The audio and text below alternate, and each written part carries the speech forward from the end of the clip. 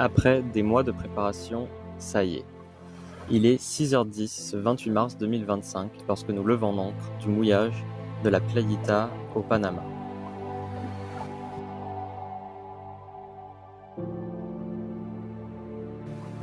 Jusqu'au passage des Galapagos, la météo prévoit d'être instable. Mais pour le moment, c'est un beau lever de soleil qui s'offre à nous. Omana file à près de 5 nœuds entre les cargos. Une fois passé l'île de Taboga, à 8 milles de notre mouillage, il n'y a plus personne. Devant nous, l'horizon est libre, il n'y a plus qu'à y aller.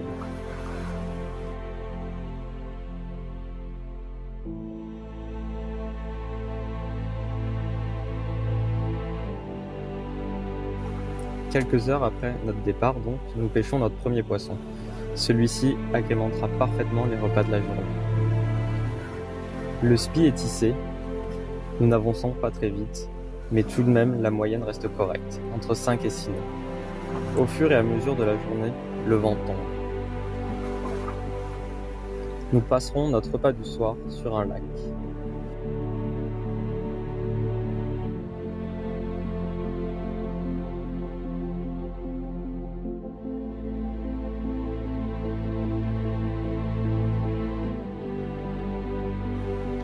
Cette deuxième journée de navigation ressemblera beaucoup à la première. Le vent est faible, nous sommes sous spi et en fin de journée il tombe.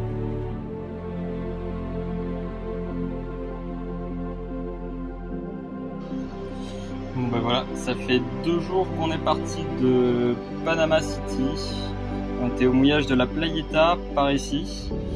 On a eu des conditions très variées, donc un peu de vent, vraiment de la pétole et où on avançait à 2 nœuds. Et là on a retouché un petit peu d'air, on se dirige à peu près vers la Galapagos, donc c'est à peu près ce qu'on a prévu comme itinéraire. Vers ici on aura un peu de près normalement. On a le courant avec nous et après on risque d'avoir 3-4 jours de moteur et ensuite arriver aux Marquises. Donc si on continue comme ça, bien sûr, ça va vite, il nous dit une vingtaine de jours. Mais il faut savoir qu'on n'aura plus le courant avec nous et on va plus faire du minot de moyenne.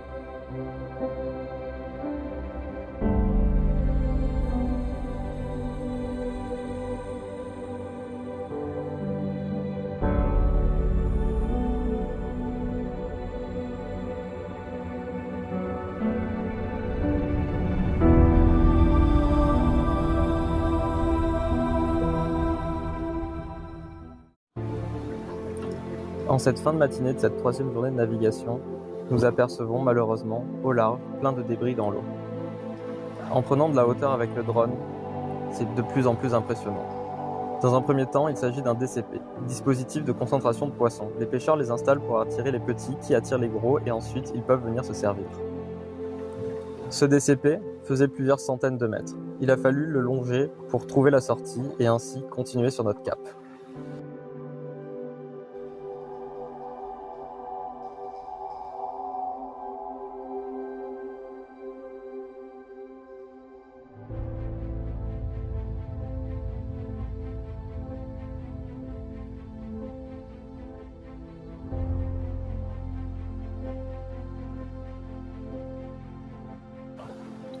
Tout au long de la journée, nous avons évité les troncs d'arbres, les déchets en plastique en tout genre.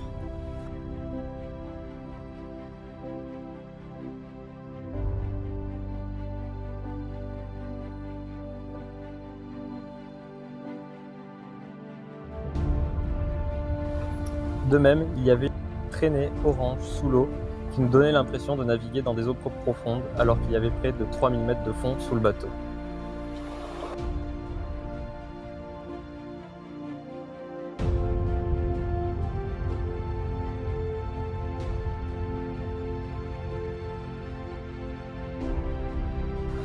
C'est triste de voir tous ces déchets dans l'eau.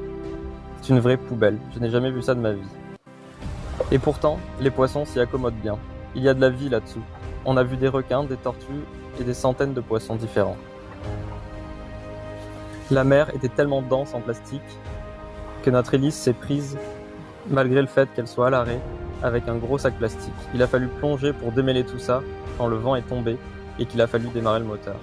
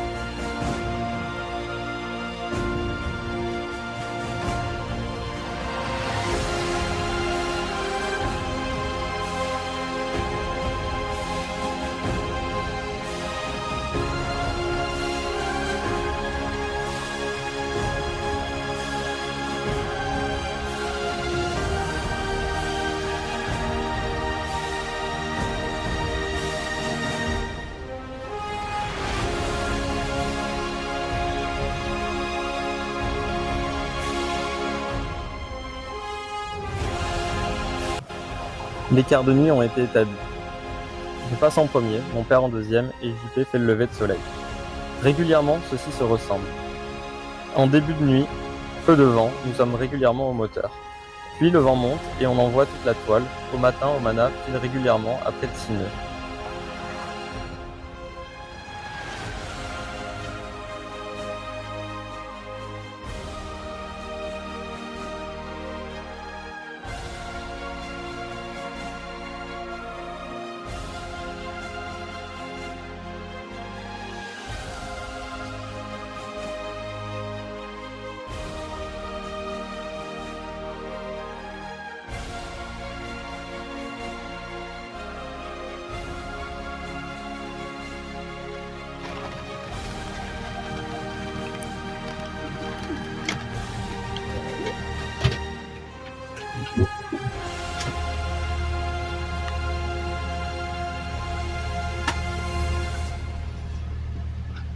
Donc là, du coup, on a mis le radar pour regarder parce qu'il y a la foudre, pour voir si ça se rapproche de nous.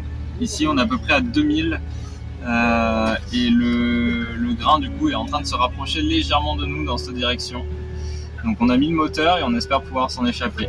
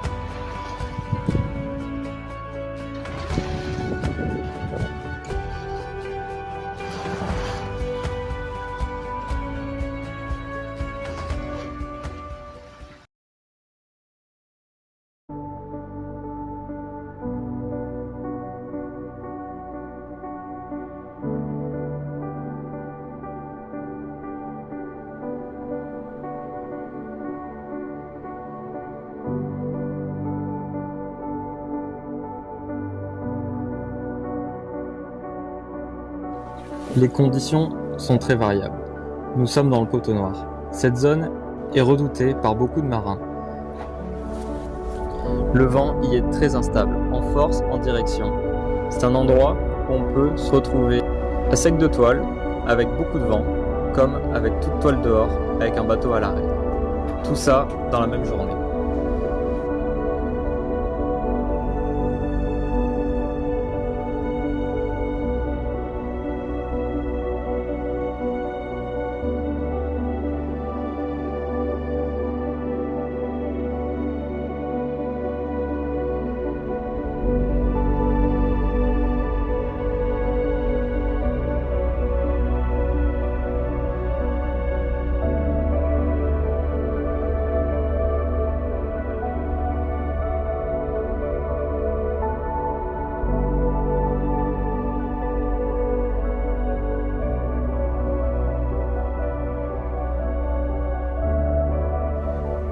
Pour l'instant, celui-ci aura été assez clément avec nous. Nous avons tout de même essuyé quelques grains, dû détourner le bateau quelques fois pour éviter une trombe marine, sorte de belle tornade.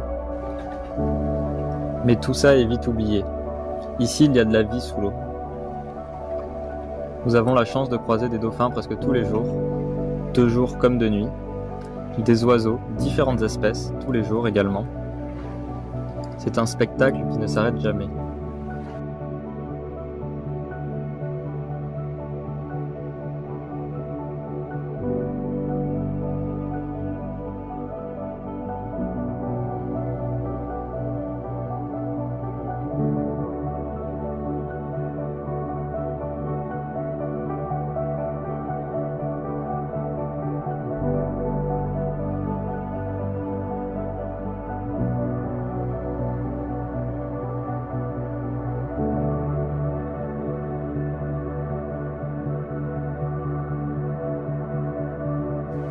Dans les rencontres inattendues également, un jour avant d'arriver au niveau des Galapagos, nous apercevons des voiles au loin.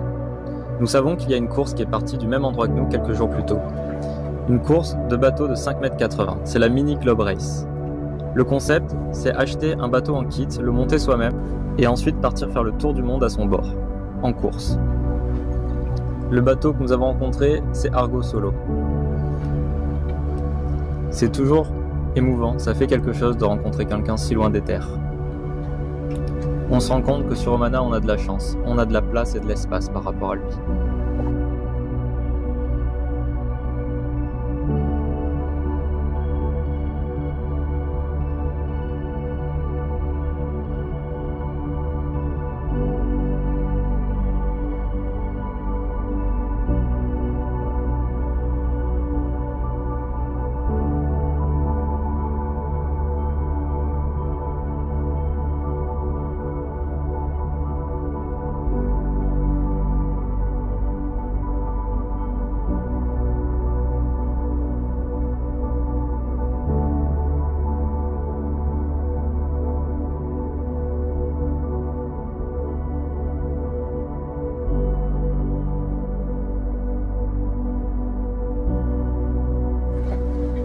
La journée du passage de l'équateur aura été intense en rencontres.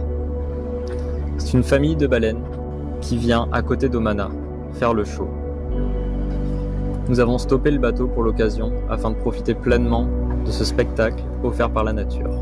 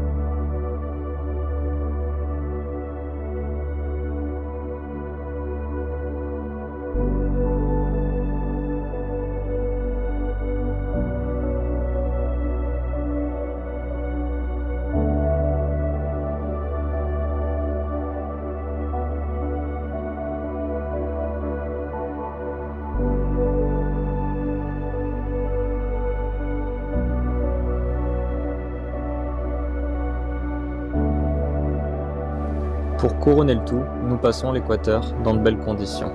La mer est plate. Encore une fois, on peut poser les verres sur la table, ce qui est rare sur un monocoque en navigation transocéanique.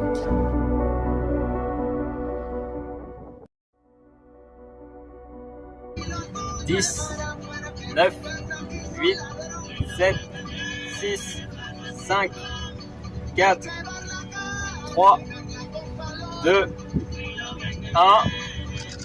On est dans le sud, ça y est. On va se faire le champagne et l'apéro maintenant. Faut fêter ça.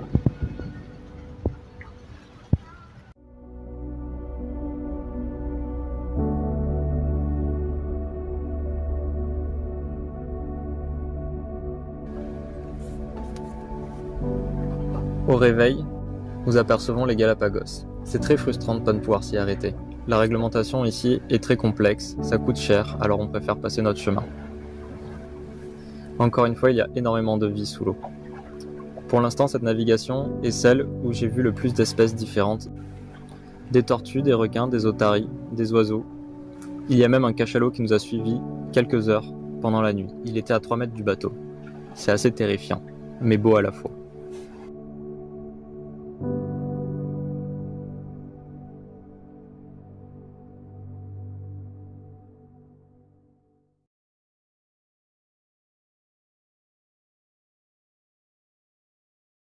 On y est, c'est la fin du poteau noir. Alors on profite des derniers instants de calme, de soleil, pour ranger le bateau, faire les lessives et faire les pleins. Bientôt, nous allons toucher les alizés du sud, le bateau sera plus véloce, la vie à bord sera sûrement moins facile.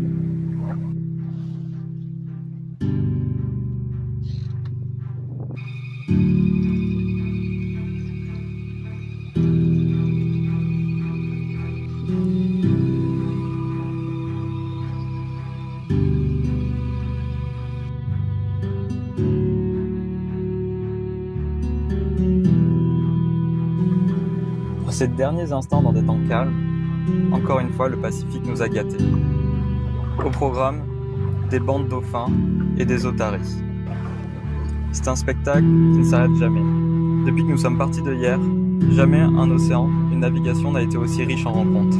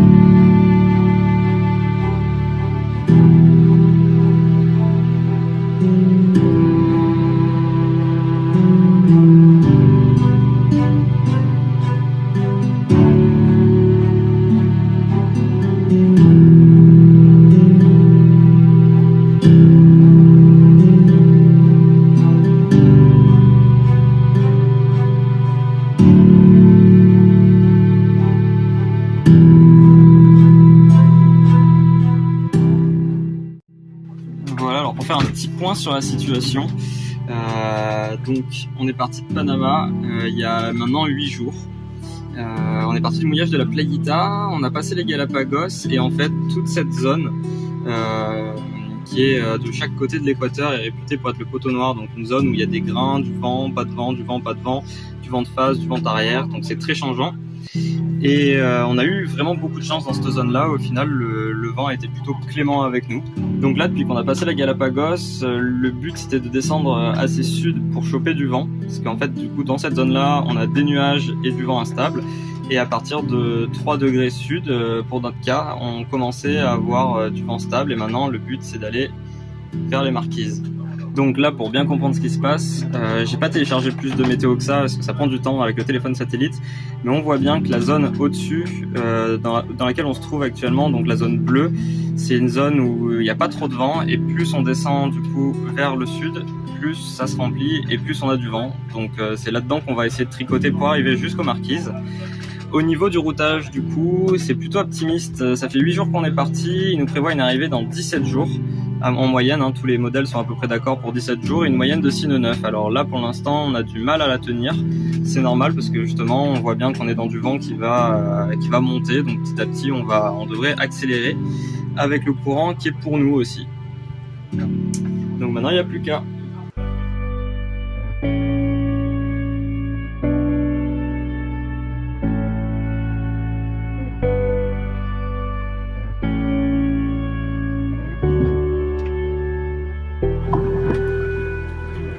Les alizés montent crescendo. Au début, c'était conditions de calme. Omana a toute la toile de sortie. C'est très agréable. Le pilote automatique ne force pas, on passe de bons moments à bord. Puis, petit à petit, la mer monte, le vent monte, et la vie, comme prévu, devient plus compliquée à bord.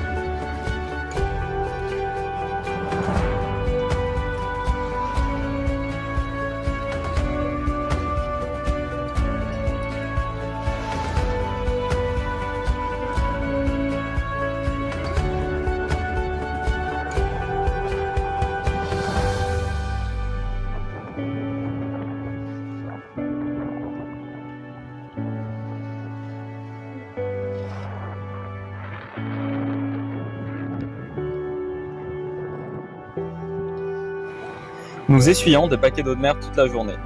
Tout le cockpit est salé et constamment mouillé. À bord, il est impossible de se déplacer sans se tenir au bateau.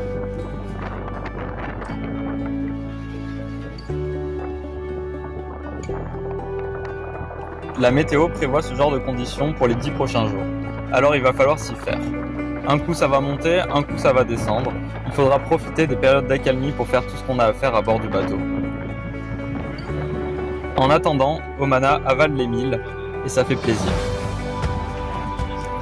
Une petite routine s'est installée à bord. Tous les matins, on fait le point sur la météo. Le tour du propriétaire, on regarde si aucune manille est en train de se desserrer et si tout le bateau va bien. On jette les poissons volants et les calamars qui se sont échoués sur le pont durant la nuit. Puis chacun va qu'à ses occupations. Pour ma part, je fais le tri dans les vidéos et commence le montage que vous êtes en train de visionner. De même pour les voix off. Si vous entendez des bruits de vagues, d'oiseaux derrière, c'est normal, c'est fait dans la cabine avant du bateau. En attendant, on se régale avec les images du bateau qui avance. Ça fait plaisir de le voir marcher comme ça.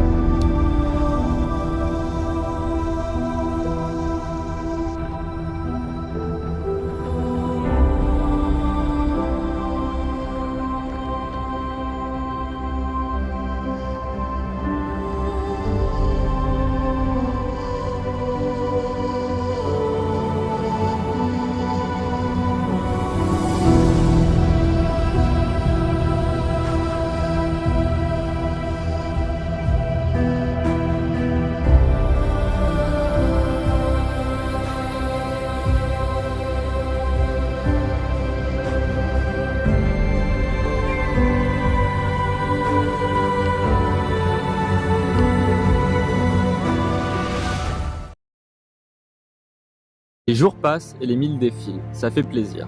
Ceci dit, le SPI, une des voiles qui nous fait le plus avancer quand il y a peu de vent, nous donne beaucoup de fil à retordre, et c'est le cas de le dire. La machine à coudre est régulièrement sortie sur le pont à l'avant, dès que les conditions sont belles, pour coudre des patchs un peu partout. Celui-ci commence à ressembler à un vrai gruyère, alors on lui coud des patchs d'insignia pour qu'il nous tienne jusqu'aux marquises.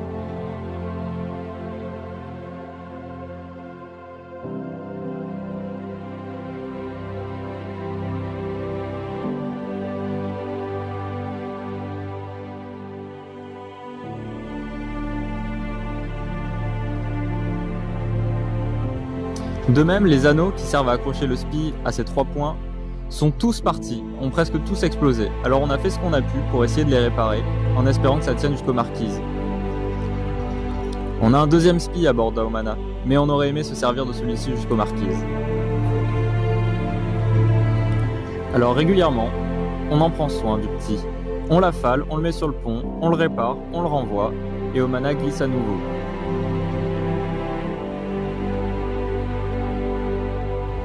On a vraiment de la chance, la météo est plus clémente que prévu. Il n'y a même pas assez de vent, je dirais. Le Pacifique nous gâte toujours, pas de la même façon. On voit de moins en moins d'animaux, juste des dauphins de temps en temps et des chasses de thon. Mais les couleurs sont magnifiques, les couchers de soleil sont somptueux.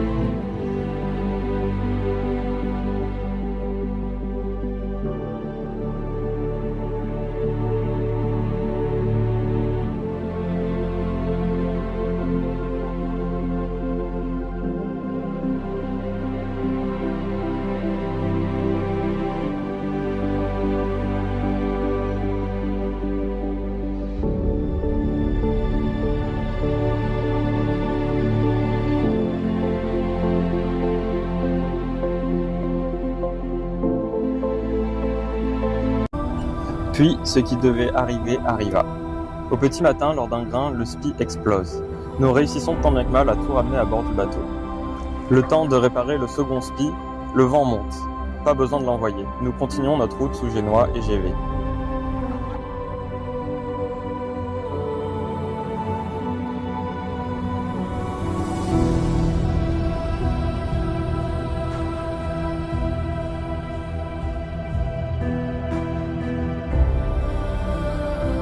Cap sur la route directe au 263. Nous avons la chance depuis un petit moment de faire tous nos quarts de nuit avec la pleine lune, ou presque. Le bateau est complètement illuminé, on n'a pas besoin de frontale pour aller matosser sur le pont. Alors on se conforte avec des petits moments magiques comme ça.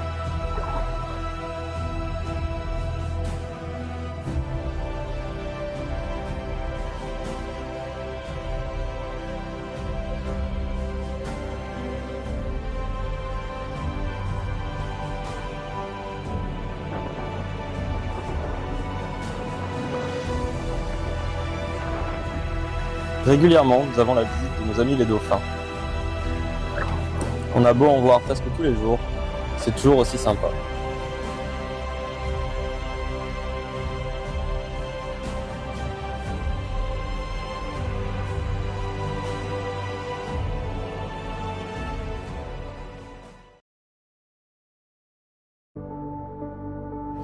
Ce dernier tiers de navigation aura sans doute été le plus difficile depuis le départ, pour l'équipage comme pour le bateau.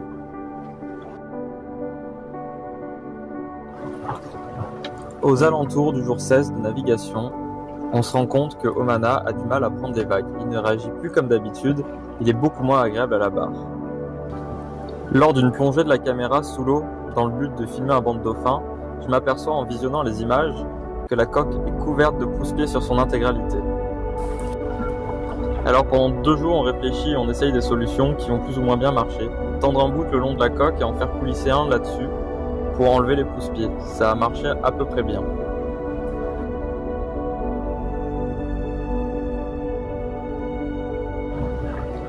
On se réconforte avec les bons pains faits par papa.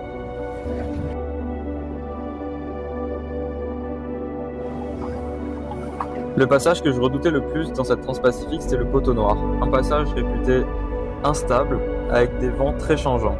Au final, celui-ci aurait été calme avec nous, même c'était l'un des meilleurs passages de cette Transpacifique. En ce dernier tiers de navigation, on découvre les conditions du poteau noir alors qu'on n'y est pas. Par 8 degrés sud, nous avons une belle perturbation qui passe au nord, qui nous envoie des vents très changeants. Un coup, nous sommes obligés de rouler le Génois, de prendre un riz, et un coup, nous sommes obligés de nous dérouter de 20 degrés. On a essuyé quelques journées de mauvais temps. J'étais content de la nouvelle configuration de Aomana. Nous avons réussi à renvoyer tous les réglages de voile sous la capote de roue, ce qui nous permettait de faire les manœuvres à l'abri dans la descente. De plus, le nouveau pilote automatique a un pupitre qui peut être commandé depuis la table à cartes, où on a vue sur les voiles grâce au hublot. Alors ça nous est arrivé de passer des journées presque quasiment enfermés à l'intérieur du bateau, à le régler, à faire la veille.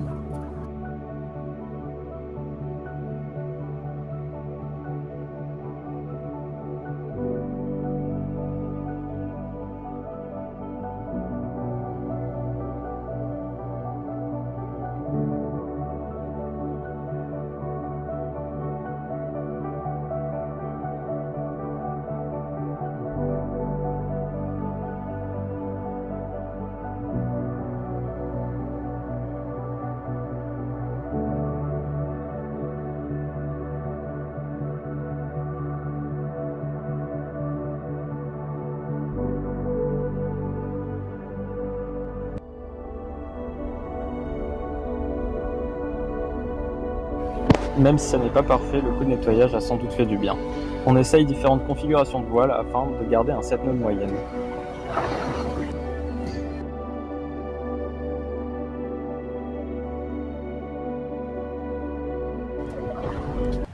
Génois tangonais sur bâbord, trinquette sur tribord avec une GV montée à 2 ris. Le bateau est bien équilibré.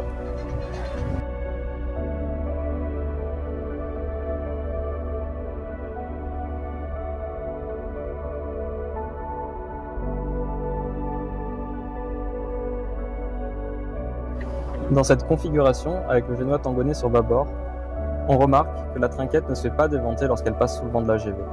Ainsi, c'est beaucoup plus confortable.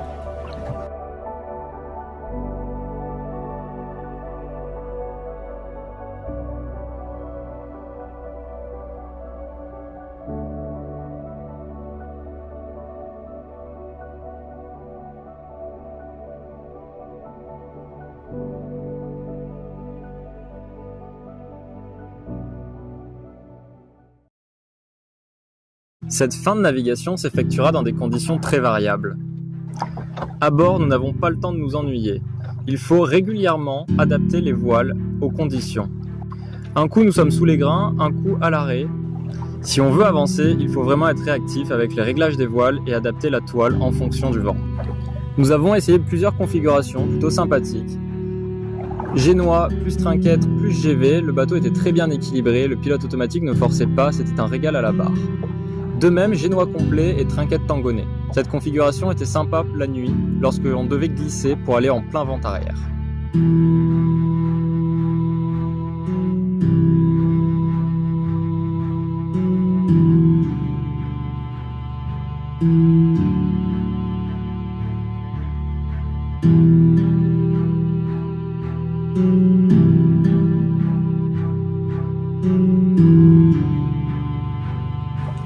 À bord, ça fait du pain et ça joue au backgammon. Mine de rien, la cuisine aura bien fonctionné. On a les ventres bien pleins et du pain frais presque tous les jours. C'est un régal. La météo se souvient qu'elle peut être clémente avec nous. De temps en temps, le soleil ressort, les conditions sont belles, on envoie toute la toile et le bateau glisse.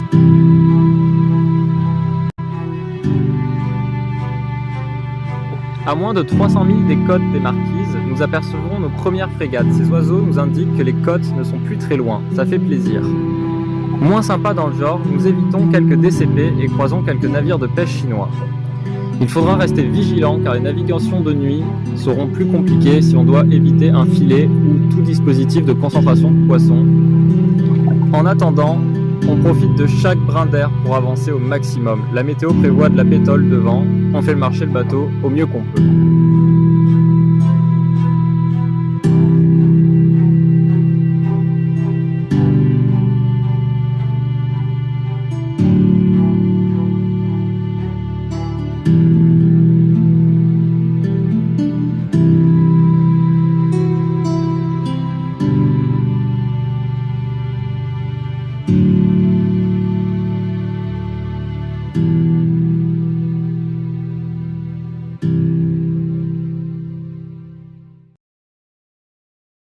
On réalise peu à peu qu'il est bientôt l'heure d'arriver. Les îles se rapprochent, lentement, le vent est faible et se fait discret. Comme ces derniers temps, il faut faire beaucoup de manœuvres à bord de Hamana. Pour la dernière journée, le vent est faible. Nous profitons d'une belle brise le matin pour progresser sous spi. Puis le vent tombe, impossible de tenir les voiles, ça claque dans tous les sens, alors on décide de tout affaler et continuer au moteur pour les 10 dernières heures.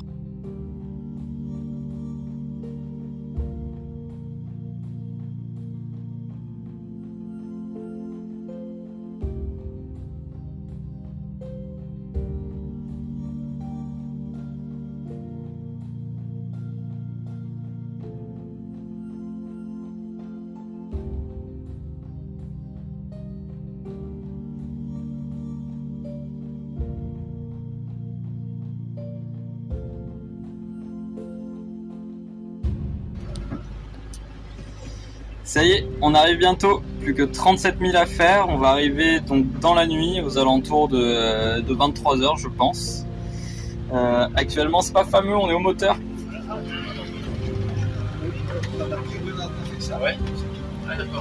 Vers 4 heures, nous apercevons la première terre. Ça y est, elle est là, devant. On a l'impression d'être si proche et pourtant elle est si loin. Il nous faudra encore 7 heures de navigation pour la rejoindre.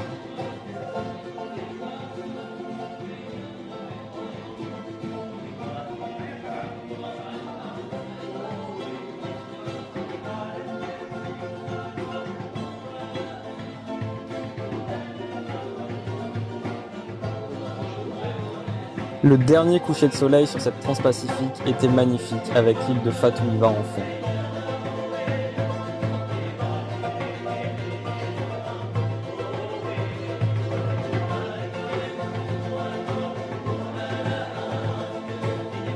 C'est donc sur celle-ci, vers 23 h, que nous posons l'ancre.